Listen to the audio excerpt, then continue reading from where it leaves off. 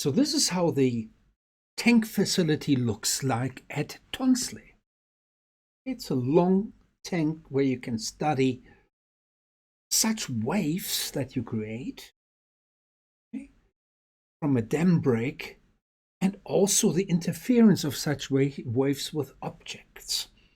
Okay, you can see there are some lines on this tank. You can measure distances, and indeed with a timer you can also measure time scales. This is how you calculate speed. So let's have a look at that short experiment. And this is how it looks like. It's much longer, the tank, than you thought. Okay? Some reflection happening here.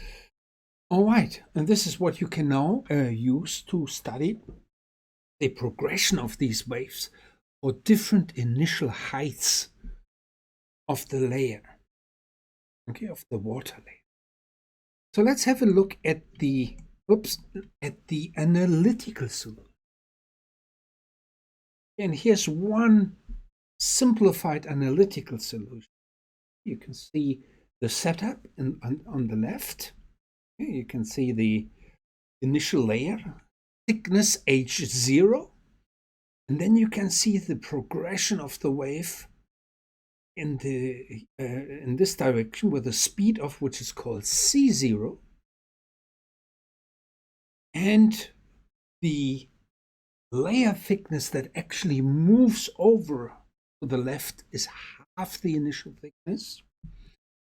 And then the theory tells you that the propagation speed of such waves is square root g times h0.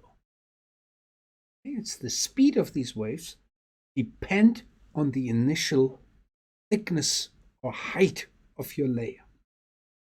G is acceleration due to gravity, which is 9.81 meters per square seconds.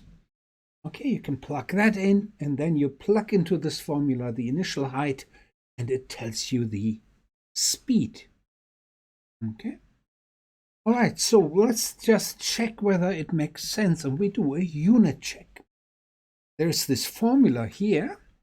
Okay, it's this formula here, and you plug in the units only into this formula. So let's just check, do a unit check. Let's see whether my mouse pointer works here. Speed has a unit of meters per second. All right. The g, the acceleration due to gravity, has a unit of meters per square second. And h0 has a unit of meters. So now you can multiply g with h0, and you get the unit meter squared per second squared.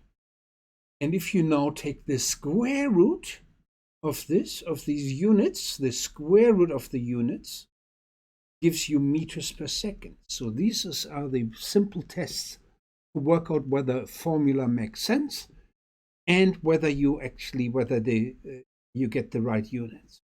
And this is always a useful thing to do. So now what's the important bit? If you have a formula like this, the units have to be consistent.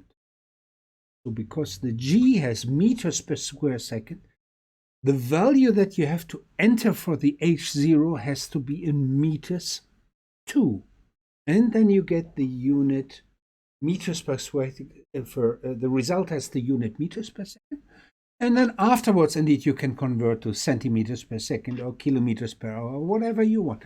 It's very important that if you have a formula, that you use consistent scales, units, okay?